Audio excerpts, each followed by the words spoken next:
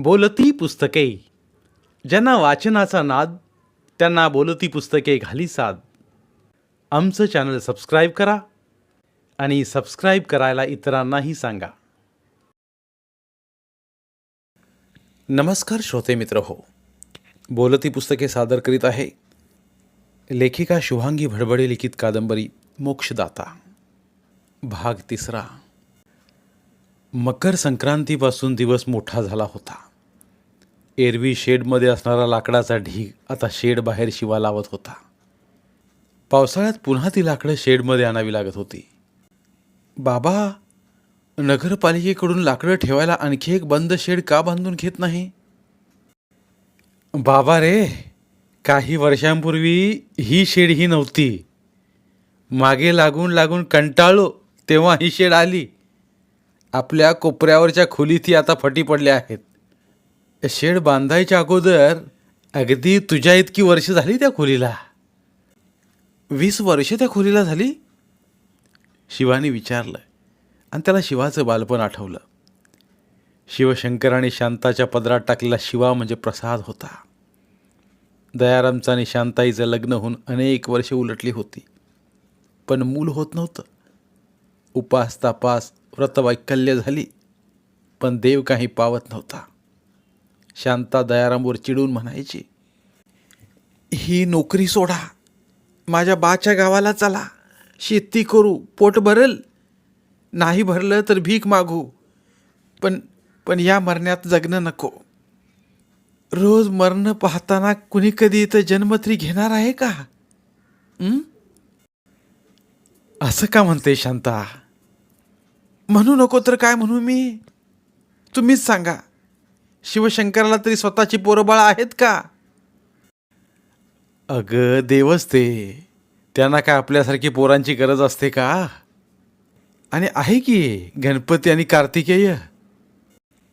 तुम्हीच मला कथा सांगितलीत की पार्वतीने आपल्या चंदन उटीचा गणपती बनवला आणि त्याला सजीव केला म्हणून, आणि कार्तिकेय तर ऋषीपत्नीने सांभाळलेला मुलगा होता म्हणून. ते शिवशंकराचं जाऊ दे, काही नाही. तुम्हाला त्या शिवशंकरावर केवढी श्रद्धा आहे, पण काय दिलं त्यांनी? असं म्हणू नकोस. आपली भक्तीच नसेल तेवढी, देवावर रागून काय उपयोग? आपण उणे आहोत शांता. आणि शांताने मग सारेच उपास सोडून दिले. झोपडी बाहेर लावल्या पांढऱ्या कन्हेरीचा हार तेवढा करून ती शिवशंकराला घालायची. एक दिवस दयाराम म्हणाला, शांता, शिकार करायला आलेला शिकारी झाडावर बसलेला असतो. ते झाड बेलाचं असतं आणि खाली असते शंकराची पिंड. शिकार दिसावी म्हणून तो समोरची पानं काढून टाकतो. ती पडतात त्या शंकराच्या पिंडीवर. शंकर प्रसन्न होतो. शिवशंकर साधा भोळा देव, नकळत पानं पडली तरी तो प्रसन्न होतो. मग तू तर रोज हार घालतीस त्याला, होईलच तो प्रसन्न. शांता आता निराशच झाली होती. दिवस थंडीचे असल्याने जरा भराभर जात होते, पण दोघं वस्तीपासून दूर. बोलायचं काय? स्मशानात येणाऱ्या माणसांबद्दल की झोपडीमागे असलेल्या जंगलाबद्दल? तिच्या कामात ती चुकत नव्हती, पण मनातून ती उदासली होती. माहेरी जाऊन ये 4 दिवस, दयाराम म्हणाला तसं ती म्हणाली. नको, माझ्या बरोबरीच्या मैत्रिणींच्या अंगणात मुलं खेळतात, मी अशी. आता बोलू नकोस पुढे, सारे दोष स्वतःवर घेऊ नकोस. दयारामने बोलणं संपवलं होतं, पण मग त्याने नगरपालिकेच्या वाचनालयातून पुस्तकं आणून तिला वाचायला द्यायचं ठरवलं. पण तेही आज उद्या करताना राहीलच. आणि एक दिवस सकाळी 6:30ला दोघंही स्मशानात गेले. त्या दिवशी दयारामला स्मशानाभोवती लावल्या कंपाऊंड वॉलला सकाळी नळ येतो म्हणून पाणी द्यायचं होतं. तर शांता नेहमीप्रमाणे शेड झाडणार होती. काल आलेल्या 5 प्रेतांची राख रात्रभर सर्वत्र झाली होती. काल रात्री आलेल्या वाऱ्याने हा प्रताप केला होता. तिने हातात झाडू घेतला आणि झाडायला सुरुवात केली. आणि बारीक आवाजात कुणी रडतंय असं तिला वाटलं. मांजरींनी पिल्लं दिली वाटतं इतक्यात. ती स्वतःशीच पुटपुटली. साऱ्यांनाच पोरं होतात, एक मीच अशी आहे. ती मनातल्या मनात बोलत होती. तो बारीक स्वर अजूनही येत होता, पण त्याकडे दुर्लक्ष करत तिने झाडायला सुरुवात केली. अधूनमधून ऐकू येणाऱ्या त्या बारीक आवाजाने ती अस्वस्थ झाली आणि झाडता झाडता ती उभी राहिली. आवाजाचा कानोसा घेत ती शिवशंकराच्या चौथऱ्याजवळ पोहोचली. तेव्हा एका लाल ओढणीत गुंडाळलेलं नवजात बाळ तिला दिसलं. 2 क्षण आनंदाने तिच्या तोंडातून शब्दच फुटेनात. तिने इकडे तिकडे पाहिलं, कुणी नव्हतं. कोण कशाला तिथे असेल? ज्याला आपलं बाळ हवं असेल तो काय इथे आणून ठेवणार आहे? कशाला ठेवील असं कुणी? मध्यरात्रीच केव्हा तरी बाळाला आणून कुणीतरी ठेवलं असावं. गोरं पान गुटगुटीत बाळ पाहून शांताला कमालीचा आनंद झाला. ती धावतच दयारामकडे गेली. बाळाला उचलून छातीशी धरल्यानं त्याचं रडणं थांबलं होतं. आनंदात शांताच्या तोंडून शब्दही निघत नव्हते. दयारामला तिची अवस्था लक्षात आली. कुठे सापडलं? शांताने शिवशंकराच्या मूर्तीकडे बोट दाखवलं. पोलीसमध्ये जाऊया. नाही नाही, हे बाळ आता माझं आहे. पोलीस कुठेतरी नेतील त्याला. एवढंसं बाळ ते, त्याचे हाल होतील. नाही, मी नाही देणार ते. कुणी आलंच मागायला तर मग पाहू. दयाराम काही बोलला नाही. त्यालाही तर शांतासाठी स्वतःसाठी बाळ हवं होतं. पोलीस त्याच्या आईवडिलांचा शोध तरी कसा घेतील? अनाथ आश्रमात टाकून देतील. त्यापेक्षा हे बघा, देव दयेनं मला बाळ मिळालंय. नाही देणार मी पोलिसात. आणि तुम्हाला शपथ आहे, तुम्ही बोलू नका कुठेच कधीच. पण कुणी आलं तर? यायचं असतं तर टाकलं असतं का? ते काही असो, आता बाळ माझं आहे. दयारामनी मग अडवलं नव्हतं. दोघांच्या जीवनात आनंद निर्माण करणाऱ्या बाळाचं नाव त्याने शिवा ठेवलं. शांताचे दिवस आता भराभर जात होते. शिवा तिथेच मोठा होत होता. कधी कधी शिवशंकराच्या चौथ्यावर मांडी घालून बसला की दोघं त्याच्याकडे कौतुकानं पाहायची. प्रत्यक्ष शिवशंकरच आहे असं शांता म्हणायची. आणि दयारामलाही ते पटायचं. त्याचं रूप स्वरूप शंकरासारखंच होतं, तर त्याचं बोलणं ब्रह्मदेवासारखं. मागच्या जन्मात योगी होता की पूर्वीचा कुणी ऋषी आहे असा त्याला भ्रम पडायचा. बोलायचा तर असा की दयाराम कित्येकदा विचारच करत राहायचा. सरकारी शाळेतून तो पहिला आला. एवढंच नव्हे तर तो जिल्ह्यातून पहिला आला. तेव्हा तर दयारामला खात्रीच पटली, शिवा हा साक्षात शिवशंकरच आहे. सरकारी माध्यमिक शाळेतूनही तो पहिलाच होता. कित्येकदा तर शाळेत न जाता दयारामला स्मशानात जाऊन मदत करायचा. शांताला ते आवडायचं नाही आणि दयारामला त्याचे हात कामाला लागले आवडायचे नाहीत. त्याची खूप वाचनाची आवड दयारामला आवडायची. त्याचं पुस्तकातलं वाचून दाखवणं आवडायचं. दयाराम मनात म्हणायचा, खूप शिक, कुठेतरी कॉलेजात जाऊन प्रोफेसर हो. इथे या स्मशानभूमीत काही जीवन नाही आहे. शिवा, जग किती सुंदर आहे. ह्या सुंदर जगात तू जग. माझं तर आयुष्य ह्या स्मशानाशी बांधलं गेलंय, नकळत बांधलं गेलंय. पण तू यातून स्वतःच्या बळावर आकाश झेप घे. नको राहूस इथं ही रोजची मरणं पाहत. दयाराम कधी उघडपणे विचारायचा, शिवा, तू कोण होणार आहेस? आत्ताच काय विचारतोस बाबा, एकदा 12वी तर होऊ दे. अरे पण ठरवता तर येतं माणसाला. सर्वांना नाही ठरवता येत, आणि ठरवलं तर तेच पूर्ण होईल असं नसतं. देवाची मर्जी असायला हवी. देवाची कसली मर्जी? तू शिकलास की ही नाही तर ती चांगल्या शिक्षणाने चांगली नोकरी मिळेल. मग काय तुला आणि शांताईला सोडून जायचं? ते होणार नाही. अरे पण इथं राहून कोणती नोकरी मिळणार आहे तुला? आत्ताच कशाला ठरवायचं? वेळ कोणती येईल ते कसं सांगायचं? आता वेळ कोणती येणार ते मी कसं सांगू? मग वेळ येणार आहे हे तुला कसं माहीत रे? शिवाला असं बंधनात राहून शिकायची इच्छा नव्हती. घरामागच्या जंगलातून एकटंच भटकताना त्याला खूप आनंद व्हायचा. वेगवेगळ्या रंगाचे पक्षी, त्यांचे वेगवेगळे आवाज, त्यांचं आपापसातलं बोलणं हे सारं अगदी मनापासून आवडायचं. तिथला मुक्त वारा, हिरव्या रंगाच्या वेगवेगळ्या छटा असल्या वृक्षांची पानं, डेरेदार उंच वृक्ष, त्यावर चढलेल्या रंगरंगांची फुलं पांघरल्या वेली आणि कुठलीही स्पर्धा न करता पावलांशी वाढलेलं गवत. त्यावरची इवली इवली फुलं सारंच खूप सुंदर वाटायचं त्याला. तो कधी कधी म्हणायचाही, बाबा, प्रत्येक दुकानात एक दिवस सुट्टी असतेच, तसं स्मशानाला एक दिवस सुट्टी कायद्याने असायला नको का? दयाराम त्याच्या बालबुद्धीवर हसत म्हणाला, अरे, माणूस मेल्यावर घरच्यांना तो क्षणभर नको असतो. अशावेळी एक दिवस सुट्टी कशी देता येईल? जेवणाला सुट्टी असते, जगण्याला अर्थ असतो, मरणानंतर अर्थ संपतो. 2 माणसं स्मशानासाठी आहेतच, मी आणि शांता.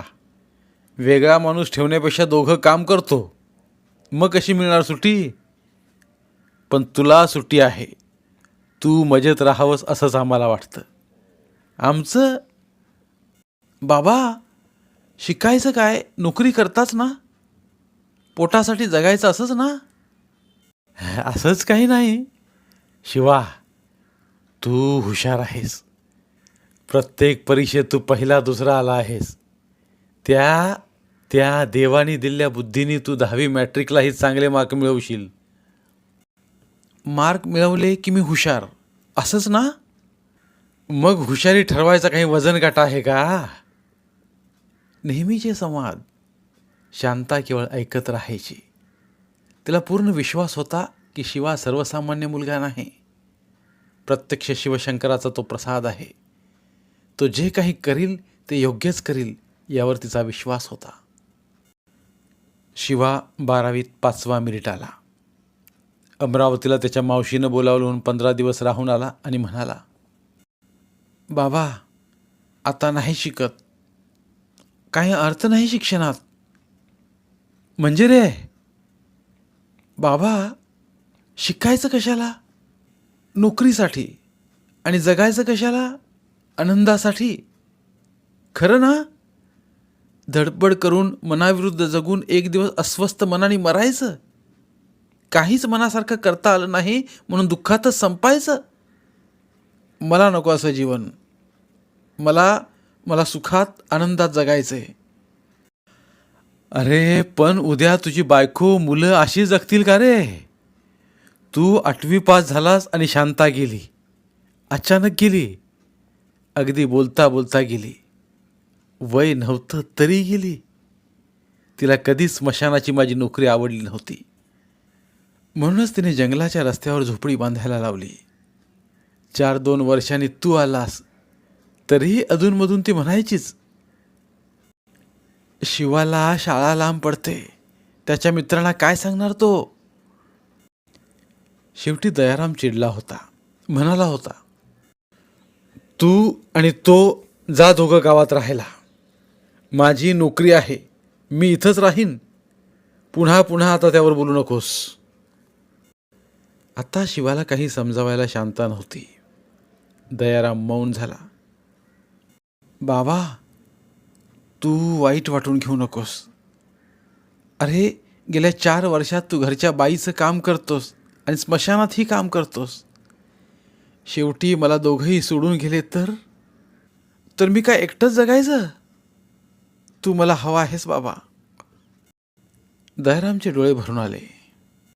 बाबा, मी प्रायव्हेटमध्ये BA करतो आणि तुला स्मशानात मदत करतो. माझं नाव लिहून दे नगरपालिकेला हेल्पर म्हणून. संध्याकाळचा स्वयंपाक माझा, सकाळचा तुझा. बाबा, आता दोघं सुखात राहू. लग्न वगैरे आपण नंतर कधी पाहू. आता हे ठरलं, त्यात बदल नाही. पण शिवा, कशाला रे ह्या मरण्यात जगायचं? तुला रान मोकळं आहे, कशाला इथे अडकून पडतोस? तुला नोकरी लागली तर मी येईन ना तुझ्याबरोबर, सोडीन मी नोकरी. बाबा, जन्मजात स्मशानात वाढलो, खेळलो. तूही खेळवलंस तिथे मला. ते स्मशान मला प्रिय नाही. उलट मला अनेक विषय सुचतात तिथे. अनेकदा खूप काही सरणावर ठेवल्या मृत व्यक्तीच्या निरागस चेहऱ्याआड दडलेलं असतं. ते वाचता येऊ लागले मला आजकाल. तो छंदच जडलाय मला. ही व्यक्ती मरताना कसला विचार करत असेल हा सुद्धा माझ्या मनात विचार येतो. काहीही काय बोलतो शिवा? कसं ओळखतोस तू ते? तू काय ज्योतिष जाणतोस की देव आहेस? तुला हे कसं माहीत असणार? बाबा, ज्योतिष हे एक शास्त्र आहे. अनेक माणसांच्या स्वभावाचा वर्तमान काळ, भूतकाळ यांचा अभ्यास करून तयार झालेलं शास्त्र आहे.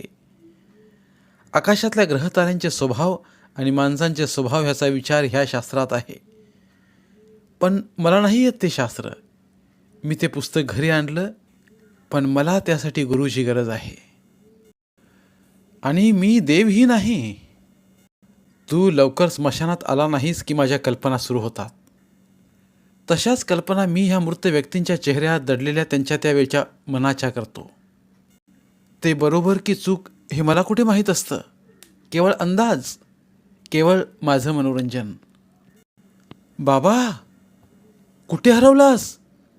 अरे, गेट पूर्ण उघडलं नाही, गाडी आत यायची नाही. कसला विचार करत होतास? असाच माणूस झुल्यावर बसल्यासारखा असतो. कधी झुला मागे जातो तेव्हा मागचे दिवस आठवतात. कधी झुला पुढे जातो आणि माणूस नवनव्या कल्पनात फिरून येतो. पण वर्तमान काळ त्याला जगावाच लागतो आणि म्हणूनच तो जागेवर येतो. त्या मोनिकाबाईंचं काही कळलं का रे? आज 10 दिवस झाले, अजून तिची राख कोणी चोरली याचा पत्ता लागला नाही. आज सकाळी भाजी आणायला गेलो, तिथेही हीच चर्चा होती. आता सांग बरं तू वाचतोस ना मृत माणसाच्या चेहऱ्यामागचं? सांगू? पटणार नाही तुला, पण तिच्यावर प्रेम करणारे कोणी असतील तर त्यांनी चिमूटभर तिची राख, तिचा एखादा केस आठवण म्हणून ठेवला असता. तिच्या असंख्य फोटोतला आवडता फोटो ठेवला असता. पण सारीच्या सारी राख नेणारी व्यक्ती ही तिचा राग द्वेषच करत असणार. कशावरून म्हणतोस? माझा एक अंदाज. सकाळी बाजारात लोक खूप बोलत होते. पोलीस तर रोज एकदा स्मशानात येतातच ना. आपल्यालाही रोज प्रश्न विचारतात, उत्तरं नाहीतच. तपन सिन्हा, काय वाटत असेल त्यांना? अगोदर तसा त्रास आणि नंतर असा त्रास. दयारामही विचारात पडला. खरंच कोणी नेली असेल राख? त्या दिवशी रात्री तर सिक्युरिटी गार्ड होते 2. मग त्यांना कसं कळलं नाही? फाटकालाही कुलूप होतं. येणार कुठून कोण आणि राख कशाला नेईल? प्रश्नांची उत्तरे मिळाली नव्हती. गुंतागुंता झाला होता. बाबा, तू नको विचार करूस. तुला तुझी कामं आहेत. कामं हात करताहेत. मनाचं काम विचार करणं, ते मन करतच असतं. दयाराम पण एक लांब लचक झाडू घेऊन शेड बाहेरचा परिसर झाडायला निघाला. शिवा लाकडं लावत बसला आणि रोजच्या प्रमाणे पोलीस व्हॅन आली. दयाराम झाडू टाकून पोलिसांजवळ गेला. रोज तुम्ही इथं येता, पण इथं काय करणार आहे? इथं शोध घेऊन काय फायदा? दयाराम, आम्हाला आज सकाळीच कळलं की ती राख मोनिकाबाईच्या मोलकरणीने किंवा तिच्याजवळ राहणाऱ्या तिच्या मैत्रिणीने नेली. काय म्हणता? दयाराम पण उत्सुकतेने त्यांच्याजवळ गेला. असं कसं म्हणता? काल रात्री ती मोलकरीण तपन सिन्हांकडे गेली आणि तिने सांगितलं. पण पेपरमध्ये आलं नाही? नाही, कारण तपन सिन्हांनी आज सकाळी आम्हाला कळवलं. पण त्यांनी तिच्याविरुद्ध कुठलाही गुन्हा दाखल करायला नकार दिला आहे. असं का? आणि तिने त्या राखेचं काय केलं? मुळात तिनं राख का नेली? मोनिकाबाईंचे अनेक मित्र, अनेक प्रेम करणारे, अनेक जीव लावणारे, ते तिला आवडत नव्हतं. त्या मोलकरणीला तिने आणलं होतं आपल्या लग्नाच्या वेळी. तिला लग्न करण्याचा अधिकार मोनिकाने काढून घेतला होता. पण तिने ऐकावं का? सोडून जावं ना मोनिकाला. ती जाऊ शकत नव्हती, कारण तिच्या अपंग भावाला आणि आजारी आईला मोनिका सांभाळत होती. एवढा पैसा 4 नोकऱ्या करूनही त्या मैत्रिणीला मिळाला नसता. पण मोनिकाचं अद्वितीय प्रेमसंबंध पाहवत नव्हते. म्हणून, केवळ म्हणून द्वेषातून तिने ती राख नेली. शिवाने दयारामकडे पाहिलं. शिवा हसला. मग आता स्मशानाची चक्कर कशासाठी? शिवाने विचारलं. आम्हाला प्रश्न पडला ती रात्री आली कशी आणि कुठून, ते बघायला आलो. पण 3 बाजूनी उंच कंपाऊंड वॉल आहे. ती एक बाई चढून येऊ शकत नाही आणि सिक्युरिटी असताना ती बंद फाटकाचं कुलूप तोडून आत येऊ शकत नाही. 4थ्या बाजूला स्मशानाला लागूनच तलाव आहे, तोही लहान सहान नाही. मग ती आली कुठून? ती राख रात्री तर गरम असणार. पहाटे पहाटे ती आली असावी. शिवासहित ते 4 पोलीस तलावाच्या बाजूला आले आणि लक्षात आलं, कंपाऊंड वॉल जिथे संपत होती तिथे केवळ एक माणूस जाईल एवढी जागा होती. त्या पलीकडे जंगल होतं. एक एक करत पोलीस त्या रुंद वाटेने निघाले. मागोमाग शिवा पण. पोलीस काका, शिवाने हाक मारली. काय रे? काका बघा, इथे तलावाच्या कोपऱ्यात 3-4 सिमेंटच्या बॅगा आहेत. पोलीस मागे वळले, पण त्यांना एकत्र उभं राहणंही अशक्य. एवढी जागा नव्हती. म्हणजे ती पहाटे किंवा मध्यरात्रीनंतर इथे आली असावी. पोलिसांनी मग आपापल्या पद्धतीने छानबीन सुरू केली. शिवा परत स्मशानात आला. शिवा, काय झालं? त्या तलावाच्या बारीकशा फटीतून ती मोलकरीण आली असावी. तिथे 3-4 सिमेंटची रिकामी पोतीही पडली होती. असतो का रे इतका दुष्टावा? माणसाला हवं ते मिळत नाही, मिळण्याची शक्यता नाही आणि आहे त्यातून सुटका करू शकत नाही. हे जेव्हा एखाद्याला कळतं तेव्हा आणि दुसऱ्याला ते सुख सहज आणि भरभरून सतत मिळतं तेव्हा द्वेष राग वाढणारच ना. ते तपन सिन्हा अत्यंत समजूतदार. सारी माणसं अशी थोडीच असतात. खरं तर मला वाटतं तपन सिन्हांचंच हे काम असावं. सहनशीलतेचा अंत हा असतोच ना. शिवा बोलत होता आणि दयाराम ऐकत होता. त्या दिवशी रात्री घरी परतेपर्यंत दयारामच्या डोक्यातून त्या मोनिकाच्या मैत्रिणीचे विचार होते. बाबा, आज कंट्रोल होता. कंट्रोल? कशावर कंट्रोल रे? आज 3च माणसं गेलीत फक्त. तिघांचंही आयुष्य पूर्ण झालं असेल. पूर्ण कशाला म्हणायचं बाबा? नैसर्गिकरित्या पाहिलं तर बालपण, प्रौढत्व आणि वृद्धत्व, त्या वृद्धत्वाचीही पुष्कळदा परिसीमा होते. ठीक आहे, ते आयुष्य पूर्ण झालं. पण आज स्मशानात आलेल्या त्या 17-18 वर्षांच्या मुलाचं काय? एकुलता एक मुलगा असा अचानक जावा, त्याला काय म्हणायचं बाबा? खरंच देवाचं काही कळत नाही. देवाचं म्हणावं तर तो आपल्या कर्माने गेला. कशाला नवीन स्कूटर वडिलांच्या नकळत घेऊन स्पीडमध्ये चालवायची? हातात लायसन्स नाही आणि ही त्याच्याच कर्माची फळं. अरे, देवानीच तशी बुद्धी दिली ना. बाबा, देवानी माणसाला सत असत बुद्धी दिली, चांगलं वाईट समजण्याची बुद्धी दिली. सारं देवावर सोपून मोकळं झालं की मग संपलंच विचार करणं. आता ही मोनिकाबाई स्वच्छंद होती, पण आपल्या कार्याशी, जीवनाशी कुणी निगडीत आहे आणि त्याचा परिणाम होतोय याचा कधीही तिने विचार केला नाही. त्या भल्या माणसाचं, तपनसिन्नाचं, त्याच्या आईचं, मुलीचं मन दुःखीत झालं असणार ना. शिवाय मोलकर्णीच्या दुःखाचा फायदा करून घेणारी स्त्री, तिला खरंच का मोक्ष मिळेल? तूच म्हणालास ना शिवा, मोक्ष म्हणजे समाधान, सुख, कृतार्थता. मग मोनिकाबाईला समाधान, आनंद होता. स्वर्गीय सुखाचा आनंद घेताना जीव धन्य धन्य झाल्यासारखं वाटत असणारच ना. शिवाला या क्षणी काय बोलावं कळलं नव्हतं.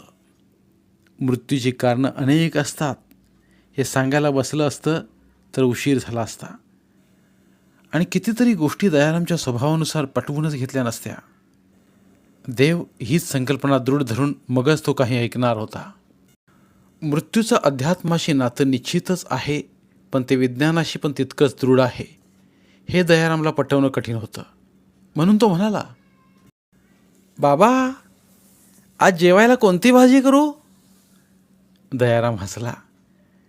शिवा, रात्री कधी आपण भाजी करतो? सकाळची उरली असेल तर तीच खातो, आणि संध्याकाळच्या पोळ्या भाकरी कधी मधीच करतो ना. विसरलाच वाटतं. भात आणि मुगाच्या डाळीचं वरणच कर. शिवा अंघोळ करून चुलीजवळ बसला. तुराट्यांचा धुमसणारा धूर आता संपला होता आणि सुक्या लाकडाची जळायची सुरुवात झाली होती. त्याने डब्यातले तांदूळ काढले आणि तेच परत डब्यात ओतत म्हणाला, बाबा आज खंडोबाचा दिवस आहे, भाकरी आणि भरीत करतो. दयाराम अंघोळ करून आत आला होता. शांता गेल्यापासून ना कधी सणवार आठवत, ना कधी शिवाचा वाढदिवस आठवत. तो मनात म्हणाला, शिवा मला जेजूरला जायचं आहे कधीच. शांता पण म्हणता म्हणता गेली, आता मीही तसाच जाईन की काय? बाबा तू असं कधी म्हणाला नाहीस. काय होतं, आपली इच्छा आपल्यापुरती ठीक असते, पण ती प्रगट बोलली की दुसऱ्यावर तिचं बंधन येतं. म्हणून कधी बोलू नाही मी. एवढी एकच इच्छा पूर्ण करणं अशक्य तर नाही ना बाबा? पण होते का बघ. म्हणतात ना, देवाचंच बोलावणं यावं लागतं. असंच नाही, तुझी आत्यंतिक इच्छा तू आज बोलून दाखवलीस. आता पहा, तुला 8 दिवसात पाठवतो. तुझा तो मित्र आहे ना सदाशिव, त्याच्याबरोबर जा. मी इथलं सारं सांभाळीन. एवढीच इच्छा होती ना तुझी? दयाराम चुलीजवळ येऊन बसला. त्या पिवळसर प्रकाशात शिवा आणखीनच गोरा दिसत होता. त्याचे उलटे वळवलेले केस, भव्य कपाळ, सुदृढ शरीरयष्टी आणि सुंदर मोठे डोळे. कपाळावर कधी चंदनगंध तर कधी भस्म लावलेले. प्रत्यक्ष शिवशंकरच दयारामला दिसू लागायचा. बाबा एवढीच इच्छा होती ना तुझी? दयाराम भानावर आला. त्याच्या समोरच्या ताटात वांग्याचं केलेलं कच्चं भरीत, ओला कांदा, टोमॅटो आणि मटरचे दाणे टाकून केलेले, निखाऱ्यावर भाजलेलं गरम वांग, त्यात तिखट, मीठ आणि कच्चं तेल घातलेलं. गरम भाकरी त्याच्या पोटात ठेवताना शिवाने विचारलं होतं, खरं सांगू शिवा, एकतर मला खूप कुठे जायची इच्छा नाही. आपलं स्मशान बरं आणि आपण बरं असं वाटत राहतं. कारण तू कुठे गेला नाहीस. एकदा का घराबाहेर पडलंस की छान वाटेल.